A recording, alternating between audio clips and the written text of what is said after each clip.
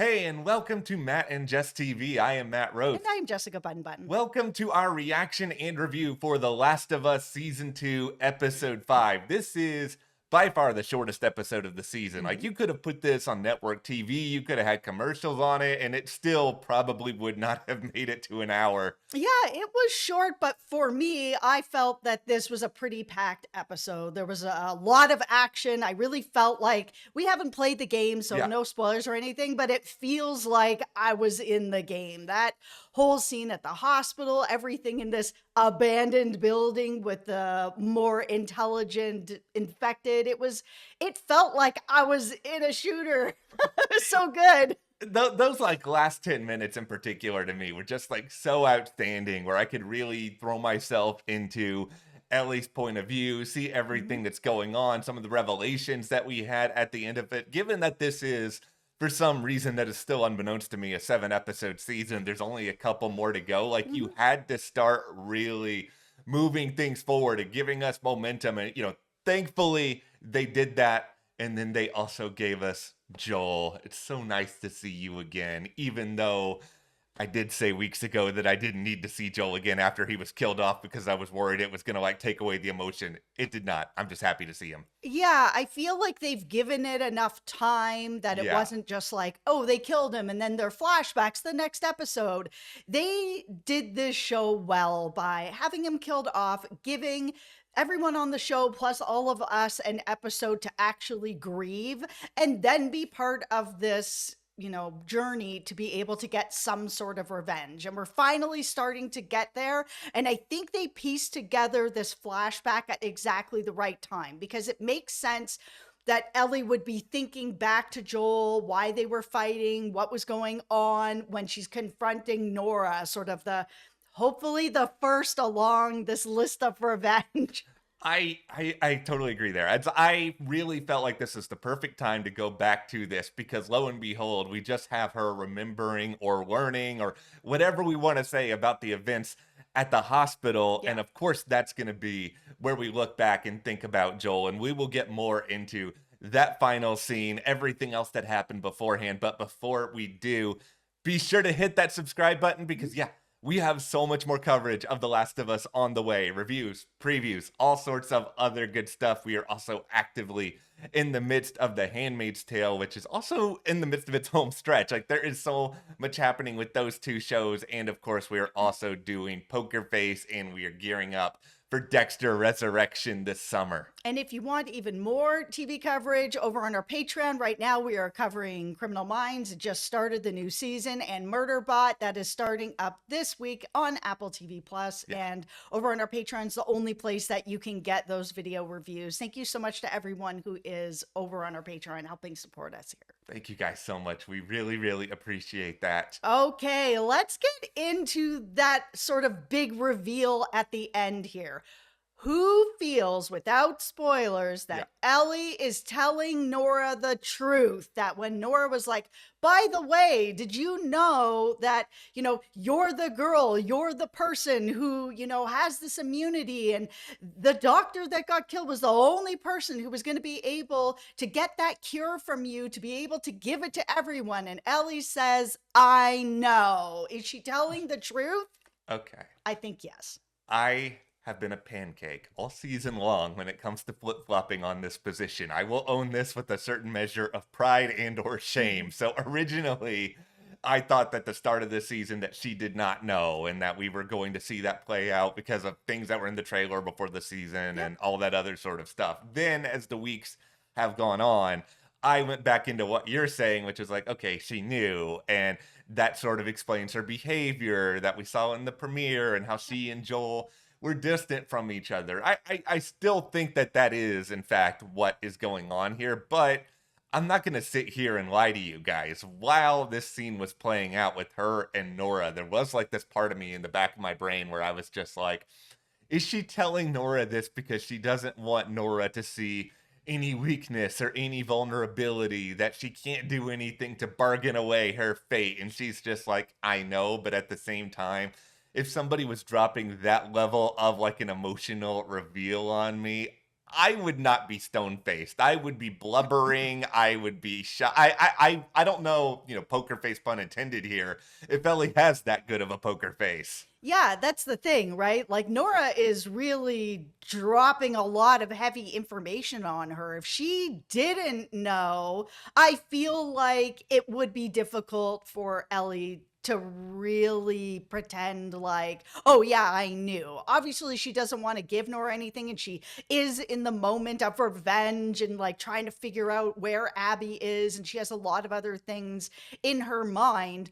But if I didn't know that and then I was told that, I think there would be at least a moment of a stumble of like, oh, what? Yeah, yeah, I knew.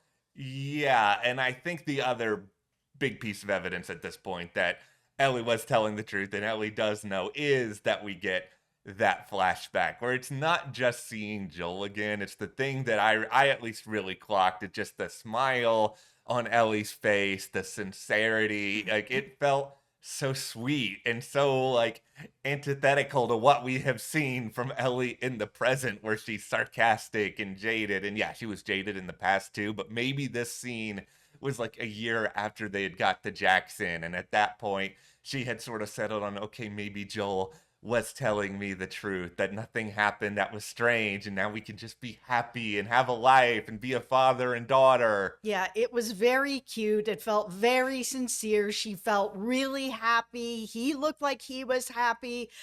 Whatever tension was there feels like it has come out of that she found out the truth. Yeah. And it feels like now that we've seen Joel back on the show that we might get some more flashbacks. And while I was also kind of hoping we weren't, I'm very glad that we are. And I'm glad that they did it the way that they did. Like I said, it really threaded together everything really well. The storytelling is just so rich on the show, and they're doing a very good job with it. That now I'm ready to see that scene of how does Ellie find out? Does Joel just tell her? Does she overhear it and they have a confrontation? Like, how does she find out? And how badly is that fallout? Like we saw near the end when they're not really talking, but how was that fight?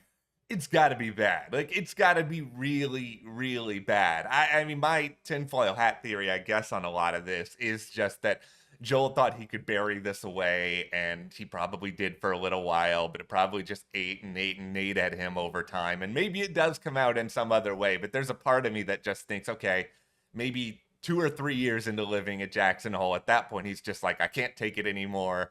I have to say something. And then it comes out, and then there's a little bit of time after the fact so that Joel can be somehow confused about why Ellie is upset at him in the first couple of episodes of this season. Yeah. Because if he had just told her, he would have to be a total dum-dum to be sitting around and being like, why is this person upset with me? Gee, I wonder, Joel. Yeah, I mean the thing is that I think he knows why she's upset with him, but the real issue is he can't talk to anybody about it. We Yeah. saw him in therapy with Gail where he's like, "Yeah, I saved her and that's why she's mad at me," but he can't say why because he's still protecting the secret. They're both still protecting the secret, which is that she is immune.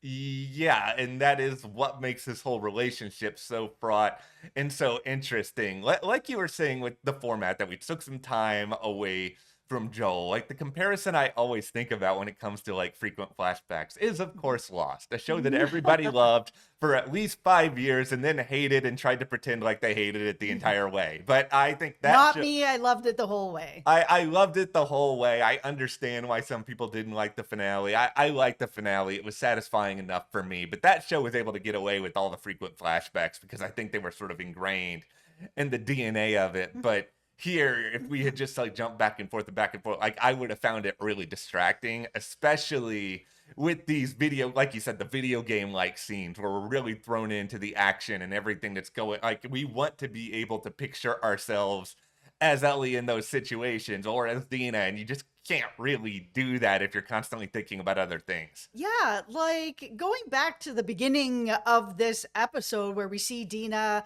listening to the walkie and like, oh, they really think no one's listening. So they're Yeah. just like giving away all the secrets, which is great. I've been able to figure this out and figure that out and getting everything together. I was curious sort of what their plan was going to be and how they were actually going to navigate this because they don't really know how big this organization is, but being able to listen on the walkies and them just feeling so confident that there's nobody else out there listening, it's given them the information and I believe it. Yeah, I believe that just because of the limited amount of information that we have about this other group, the Scars, and I will sit here and continue to Yeah. say, please, Last of Us, give us more information about these people because they're creepy, they're mysterious. It's like, I want more world building. This is only a 45-minute episode. And the wolves. This is something that both of us touched on in this last review where we both want to see an episode. Give us an episode.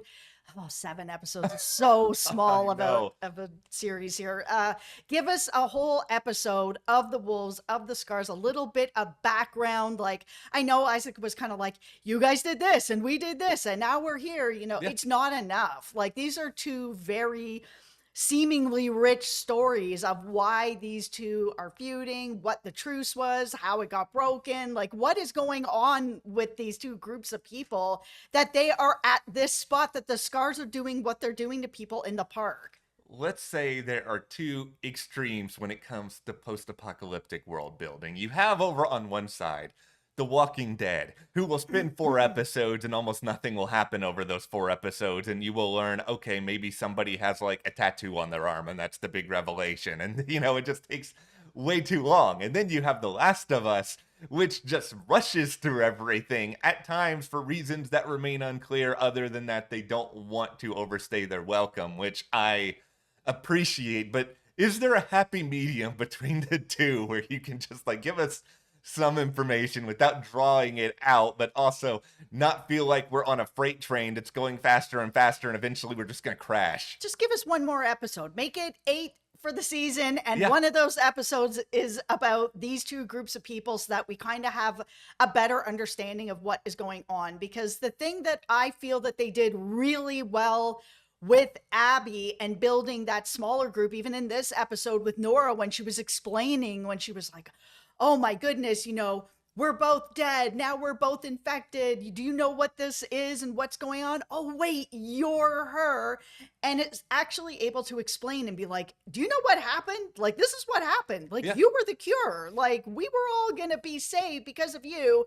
And Joel did this. And getting into the background of that, I know everybody hates Abby. I don't like Abby either, but I understand where she's coming from, where she's like, this was not only my dad, but the person who was going to cure everybody and make sure that everybody lived. And Joel comes in and wipes everybody out, wipes out my family. Like, yeah, I've got revenge on the brain. And I mean, Dina even said that too when she was explaining her story, where she was like, yeah, if that raider got away, I'd spend the rest of my life hunting him down. So Ellie, I understand because you were there when that happened to Joel. And I'm just kind of like, it also happened to Abby. Her dad got killed by Joel, and she did the same thing. She spent all these years hunting him down. She didn't have to be as ruthless as she was, but I get the backstory. And because of that, I want the backstory on the wolves and the Scars.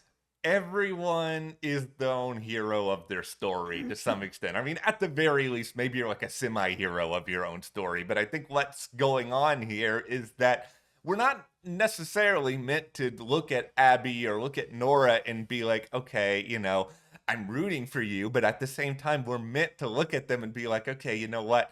I understand. It's like, I hate Abby. I have made this very clear. I want Abby to have a series of the worst days known to mankind. I want her to go to a restaurant and her order is wrong every single time that she visits. But at Revenge! the ultimate revenge here, getting served the wrong plate. But That's no, right. I just feel like we at least need to understand where they're coming from. Because if we don't, then they just look like a complete and total crazy people. And then there's no attachment to humanity at all. So to hear Nora say some of the things that she's saying, it's like, yeah, I get it. You thought that there was a chance that the entire world could be changed and be different. But because of this one person, and because you don't understand how he views the world, that he needs this, that he's the hero of his own story, you just can't see any of that. So it's just so much easier to make him into the worst person of all time. And the show is playing that really well, and so well, in fact, that I don't have to sit here and utter these cliches of like,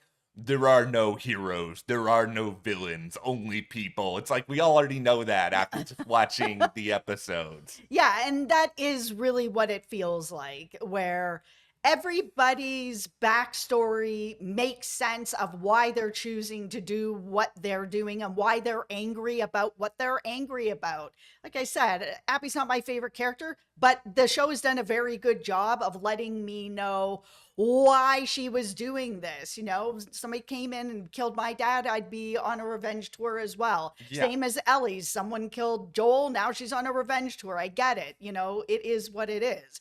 But here we actually have this possible opportunity for Ellie to find out where Abby is. Now, who feels that Nora actually gave up any information? I was trying to really think a lot about it here, and I don't know how much information directly she was able to give, but I feel like at the same time, with her going and just where she is, I feel like Ellie's going to figure out a little bit of something more after the fact. Well, here's the thing too, right? So we go into, this basement area where it's all been blocked off, and it's very different down there. So down there, this is like airborne. It is different. Yeah. But it's also the people that were like, oh, block this area off. Don't let us come back up. Like, it's Yeah. not coming through the vents, but it is all down here. So just block it off. Those people didn't actually really die. They're all still down there, kind of like half alive, being like, "Ah." And because of that, we've seen Nora down there run past these people. She may realize that Ellie has all the time in the world to just continuing on here, because she's not really going to die. She's just going to be absorbed into all of this. Can these people talk? I don't know. Maybe. So is there really any real end for Nora? So maybe that's the deal she struck with Ellie, to be like, okay, I'll tell you where Abby is, but you can't just leave me down here to continue on like this. You have to end me. There's a lot of questions that I think we're left to think about with all of this after the episode, and I'm still trying to wrap my head around all of it, including is there anything that Nora could have done to spare her life at this point? Or is she just kind of realized, no matter what I say, this is going to be the end for me? So what do I want to say? What do I not want to say? Maybe you do strike a deal and tell her even then the wrong information. I mean, I do think at the very least, Abby's probably not that far away. It feels kind of strange to me, this idea that Abby's going to take this party, go down to Jackson Hole, they're going to come back to Seattle and be like, all right, guys, I'm going to go to Vancouver. You're going to go out to Montana. Like, we're all going to go our separate ways. It's like, no, I think that they have to be fairly close by. Yeah, I was kind of surprised that Nora stood her ground the way she first did when they weren't down in the basement, instead of just like, oh yeah, okay, Abby's over, at the pickle barrel. Like, go over there and, pick her up, kind of thing, right? Like, why not just lie? She's in a facility with a bunch of other people. Just lie about it. Ellie will leave, walkie it in, and then it's done. I wasn't sure why she decided to do what she did. I mean, obviously there was some anger there for Nora, where she felt like there could have been a cure, but that's, not really on Ellie. I appreciated the idea that at least at first Nora managed to get away, and we got a little bit of a chase scene out of this, that she didn't go without a fight. Now, at the same time, I'm going to put on one of two beef hats, because I have two beefs over the course of this episode. Please let your other beef be Jesse just showing up. It actually is. Thank you very much. But, okay. Me too. Well, this beef is just, there is a real level of stormtrooper like gunfire usage from some of these people at this compound. It's like, are you all this terrible at it where you can't like hit anyone? I understand Ellie is one of the people we're watching. Ellie literally has plot armor in the form of immunity, but it's just like, can you have another way to do this that does not make every other person in this compound look like they're terrible at their jobs and they just can't hit her no matter how hard they try? Okay, my beef hat is on for Jesse, just Okay. randomly showing up. I know that there are coincidences in all kinds of stories on TV, but this one just feels a little too perfect. It's like he's just come in at exactly the right time. Seattle is not a small place. No. So for him and Tommy to be like, oh yeah, we came to Seattle, we've split up. He's over here, I'm over here. We're searching for you guys. You just happened to come across the theater that just happened to have the plan still laying out. I was just like, well, that's very lucky.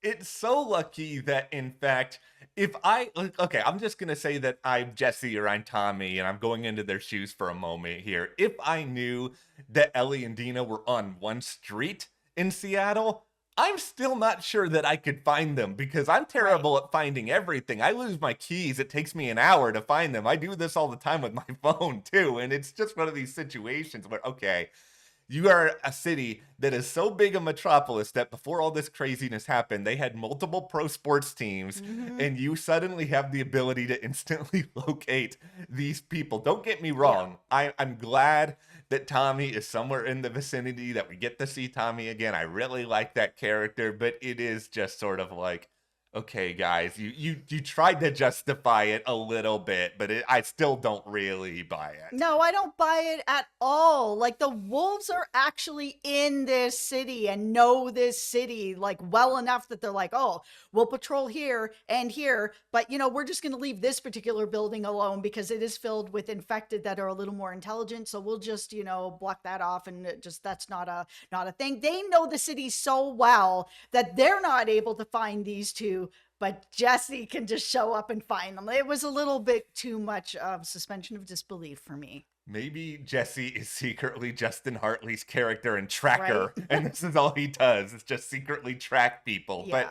But I just think that in general, what this show is doing the best at is really getting you into the headspace of some of these characters and why they reveal things when they do, including, you mentioned Dina's backstory, why she decided to disclose that to Ellie. Now, there was a part of me that was sort of like, you were all this time in Jackson Hole with Ellie and you never really talked about it. Yeah, that was a little shocking. But it was also kind of interesting that, okay, maybe it's not something she really wants to talk about, and maybe she didn't feel comfortable about it until she fully understood everything with Ellie. But they get you into the headspace of these people and understand why they're thinking, why they're acting the way that they are. And I think because The Last of Us does that so well, it helps to override some of the other things that I look at, and I'm just sort of like, why you doing that? Why you doing this when it comes to Jesse? Why you talking about the spores at this point in season 2 when I know, like we said, we're not game players or whatever, but I remember when season 1 came out, I saw people yelling online about the spores, and I was just like, I don't know what this is, so I'm just going to keep on moving and not really worry that much about it. I was really glad that they are still progressing the love story, that Dina said, I love you, and that was a really sweet moment. Yeah. But I feel like I've had enough of Ellie playing the guitar and singing. I know that it didn't go that much longer in this episode from the last episode, but like, I get it. It's good. It's fine. It's time to move on from that. Yeah, it did feel pointless just because we literally just saw it the week before. And Yes. not only did we just see it the week before, it was Take On Me, one of my favorite songs. You're never going to be able to top that for me. No, like they already did such a good job with it that when she was like, oh, they happen to be in a music theater and now she's playing again. I was like, you guys are taking away from what you just did of such a great performance and a great cover of a wonderful song Yeah. to then bring into this again. That's why I was kind of glad that she only sang a little bit and then was like, maybe I better get out of here. I Yeah, was like, yeah, get out of here. the last thing you want to do, Ellie, is become, and they haven't had this on The Bachelor in a while, but they used to have these contestants on The Bachelor who would show up on night one with the guitar and be like, I'm gonna Yeah. sing you one of my songs. And then they continued to do it throughout the season. They're And the then, guitar guy. yeah, and you're clearly just there to promote your music career. You're Right. not there to find love. You don't want to, that doesn't need to be your whole gimmick here, Ellie. That's just what I'm saying. You're very talented, but we've seen it at this point. Yes, there's a lot more to this character than that. I don't need to see the guitar every single episode. No, we are good, but hopefully these remaining episodes of season 2 will be as good as what we have seen here. We will have a preview very soon for The Last of Us season 2 episode 6. So, for now, let us know in the comments, what did you think about everything you saw in this episode? Are you sad to lose the great Tati Gabrielle at this point, or are you just happy to know that she is going to be a big star of Neil Druckmann's next video game? And it's like, Yeah, okay, yeah. you know what? You're doing fine. You're going to be the star of maybe the next Last of Us. We'll Yeah. see what happens there. But be sure to hit that subscribe button, and you can support us further by joining our Patreon. That link is in the description, as Jess said earlier. We are covering Criminal Minds Evolution there in exclusive video form, as well as Murderbot premiering this week with Alexander Skarsgård. Really, really fun show. Thank you guys so much. We'll see you here next time.